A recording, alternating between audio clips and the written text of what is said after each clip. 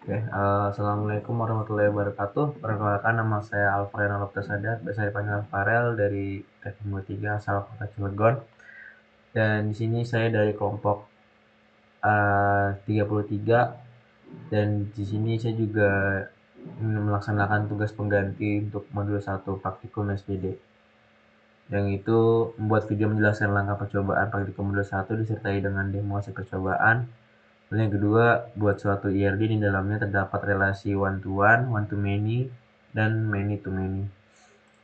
Nah, mungkin langsung aja. Dan untuk bab 2 sendiri itu judulnya di bab modul 1 maksudnya, itu adalah MySQL dan integrasi MySQL dalam pengembangan web-based application dengan Laravel.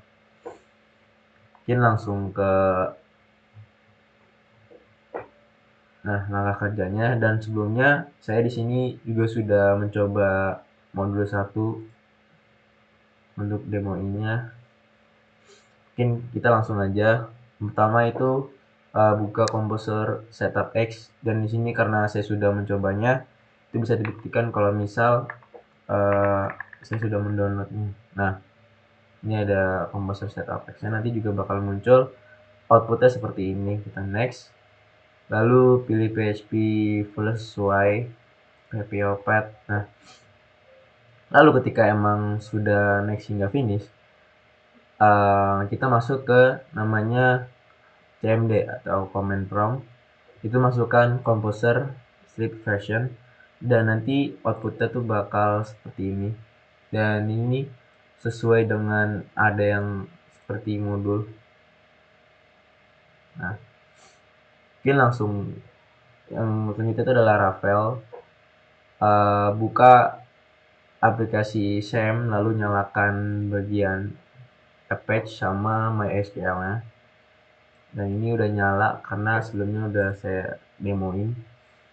Nah, lalu buka CMD nya, itu untuk berpindah ke directory menggunakan kode ada seperti ini. Dan ini udah saya lakukan di sini. Dan nanti dia bakal nge-create, bakal masuk ke file foldernya di htdocs di dalamnya. Lalu nanti ketika emang sudah masuk dan sudah dijalankan, kita masukkan lagi dan ketik ini Composer create project Laravel atau Laravel mod 1 underscore kelompok 33. Dan ini ketika emang sudah dimasukkan, nanti dia bakal create projectnya. Ini juga dia bakal menginstal sendiri apa aja yang perlu dibutuhkan. Nah, lanjut. Nah, jika instalasi berhasil, maka akan muncul seperti tampilan di bawah ini. Ya, ini udah sesuai dengan seperti modul 1. Oke, langsung. Nah, jika emang sudah selesai, pindah directory ke dalam folder project, lalu jalankan command di bawah ini untuk menjalankan project Laravel. Dan emang sudah, nanti kita masukkan atau kita ketik PHP Artisan Serve. Di sini juga udah saya ketik. Nah, kita masuk dulu ke cdemo 1, nanti habis itu baru ke PHP Asik. Jika emang udah, nanti dia bakal muncul suatu link lokal host. Nanti bakal muncul browser localhost untuk melihat project yang sedang berjalan. Nah, mungkin langsung ke CRUD-nya. Karena sebelumnya kita udah membuat saya udah membuat menjalankan ini, kita mungkin langsung ke langkah selanjutnya. Itu, nah, jika sudah terbuka nanti muncul ada seperti pada gambar di modul 1, ada app, bootstrap, config, dan lain-lain.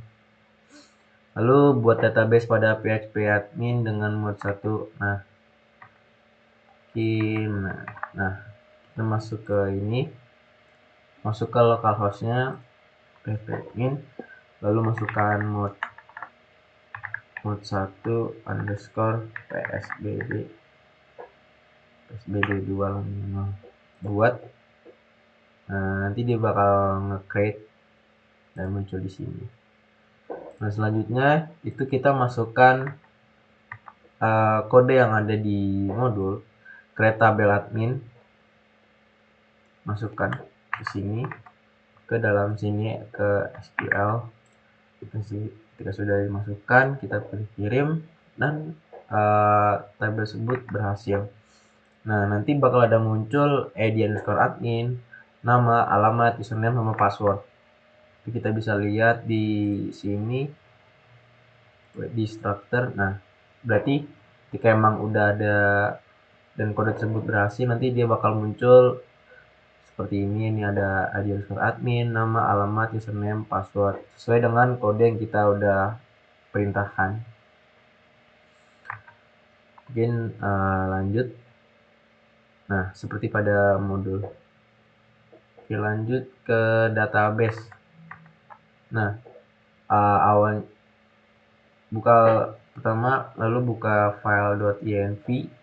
Nah, itu kita ubah di bagian sini. Yang sebelumnya itu adalah SQLite. Terus di sini juga ada hashtag, dan di sini itu ubah yang awalnya Laravel kita ganti ke mode1_psbd sesuai dengan yang kita kasih nama di bagian create tabel di php admin. Ini sesuai yang kita udah buat tadi. Nah,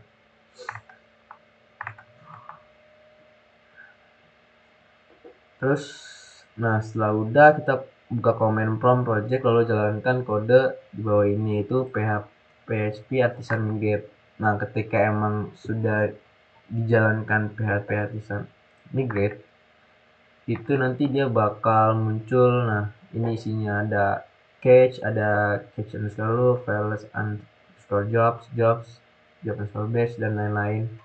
Nanti kayak emang udah berhasil, dia bakal muncul seperti ini. Terus lanjut, selanjutnya itu membuat controller. Nah, kita tambahkan php artisan make controller admin control. Nanti dia bakal, ketika emang udah dijalankan, dia bakal ada muncul di sini admin control php. Nah, lalu jangan lupa untuk membuat model adminnya sini.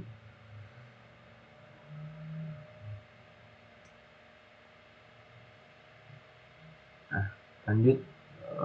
Nah, untuk di bagian model, masuk buat pada folder app, habis itu model, habis itu ada admin php. Nah, di sini kita masukkan kode yang di sini ke dalam VS Code,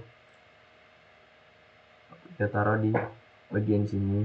Lalu lanjut ke layout, kita bagian views admin, karena saya udah jalankan sebelumnya, jadi ini udah beberapa step yang udah saya ikutin sesuai modul. Jadi hanya kita mengambil ini kode-kode di ada pada modul itu, kita masukkan ke dalam VS Code. Jadi tinggal kita copy paste. Ini seperti ada layout blade. Nah, itu kode di sini kita masukkan ke dalam sini, file sini, layout blade. Terus ini juga ada create, kita masuk create, berarti di folder http, terus controller admin control, dan kode ini kita masukkan di use illuminate. Nah, let's db ini untuk memanggil dari database saya untuk membuat. Nah, nanti ini kode ini dimasukkan ke dalam sini, kelas administrator controller, kita masukkan di sini. Nah, ini tuh sesuai seperti yang kita buat tadi. Nanti ada id_admin, nama, alamat, username, password. Jadi dia buat manggil yang ada di database PHP admin. Lalu kita buka admin folder, resource views admin, resources view admin, kita tambahkan add blade karena udah. Nah, jadi file yang di sini kita masukkan ke dalam sini. Ini tuh untuk lanjut ke web.php, kita buat atau masuk, lalu kita masukkan use add controller. Jadi dia ini untuk memanggil file admin controller sehingga dapat berkomunikasi. Kita masukkan di sini, lalu tambahkan root get admin control, ngebuat. Nah, jadi ini yang bakal nge-create suatu database atau data yang kita masukkan itu untuk berhasil.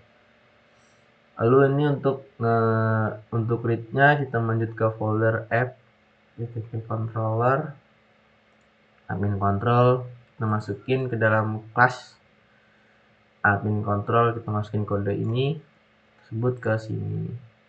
Lalu masuk ke index.phpblade, kita copy dari sini, kita masukkan ke VS Code. Nah, jangan lupa untuk di web.php itu tambahkan root admin index ini untuk membaca datanya. Lalu untuk update, nah ini kita masuk ke admin control, masukkan kode yang ada di modul ke dalam kelas admin controller. Jika sudah, nanti kita bakal masuk ke edit blade, masukkan kode yang ada di modul ke dalam VS Code di edit bagian file edit blade.php.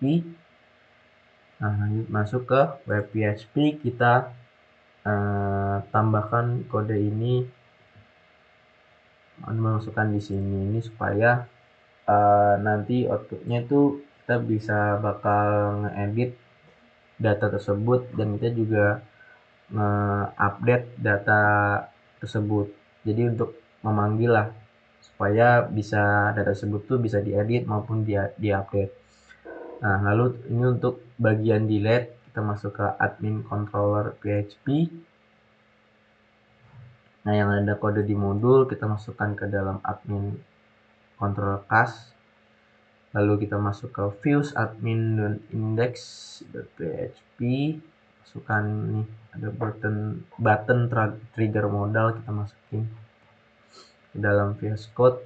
Nah, lanjut ke web PHP, kita masukin root. Nah, dimana ini tuh untuk ketika emang nanti outputnya kan dalam bentuk dashboard, kita bisa ngedelete data tersebut.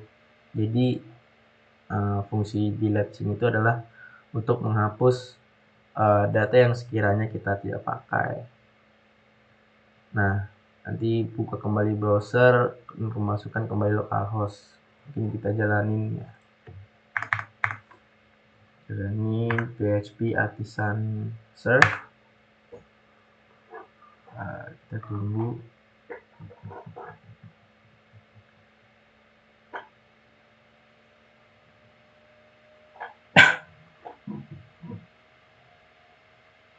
Nah, jika udah mulai, kita klik aja Ctrl plus klik, nanti dia bakal muncul langsung ke webnya sendiri di localhost. Nah, ini ada di sini, nah outputnya itu ada judulnya Timur1 SBD kelompok 33, dan ini sebenarnya tadi saya udah tes. Kita coba ya ditambah data, kita masukkan admin misal 3, nama admin tes 2, alamat Gondang, username tes 2, passwordnya 334, tambah. Nah, ini data terbaru yang sudah kita tambahkan, nanti dia kalau muncul data ini berhasil disimpan. Nah, tadi itu untuk yang ubah atau update. Nah, ini fungsinya ada di sini. Kita bisa klik ubah, misal nama alamatnya kita ganti jadi ada di Baskoro 34, ubah. Oke, nah nanti dia bakal update alamatnya di Baskoro. Dan ini tadi untuk yang delete-nya root Bisa kita hapus dan berhasil. Jadi itu untuk CRUD-nya, dan bisa dihapus.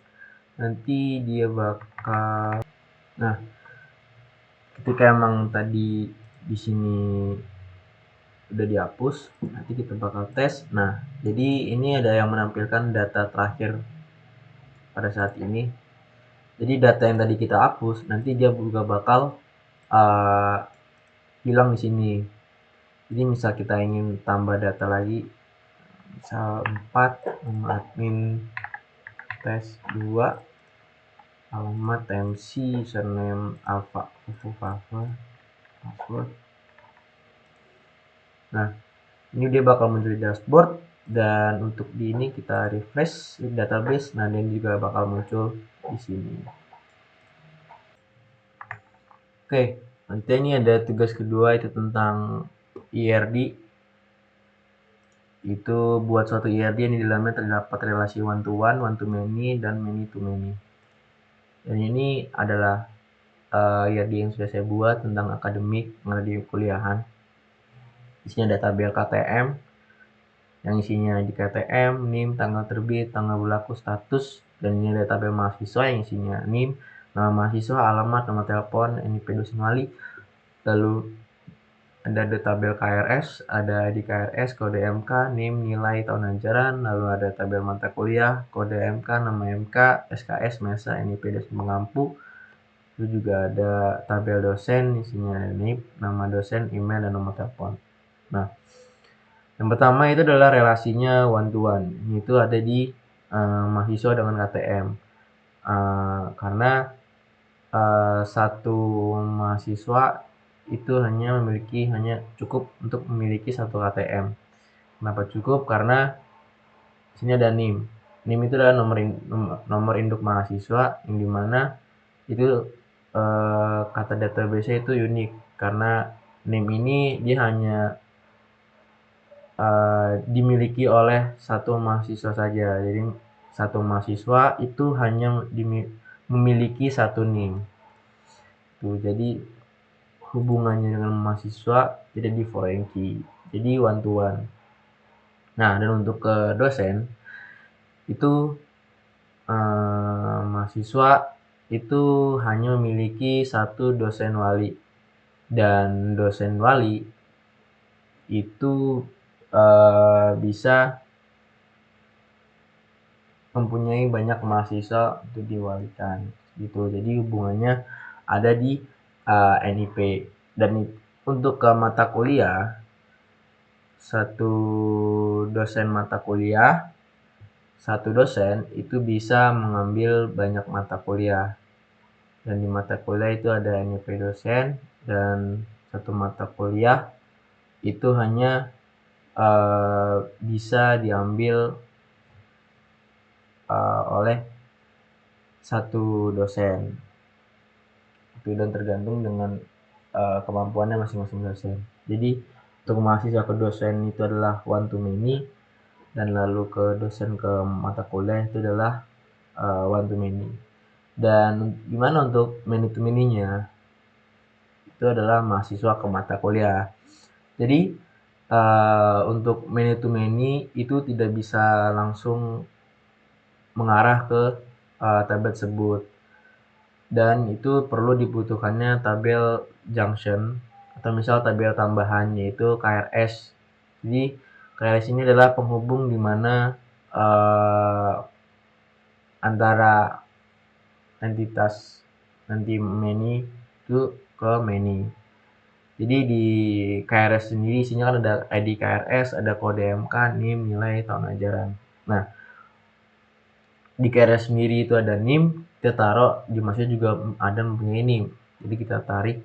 Nah, satu mahasiswa itu masuk ke NIM, nanti sini ada NIM. Jadi KRS ini cuma hanya sebagai penghubung ke mata kuliah. Lalu di sini ada foreign key-nya untuk MK mata kuliah, nanti kita sambungin ke sini. Oke, mungkin itu aja penjelasan dari saya. Kurang lebihnya mohon maaf. Wassalamualaikum warahmatullahi wabarakatuh.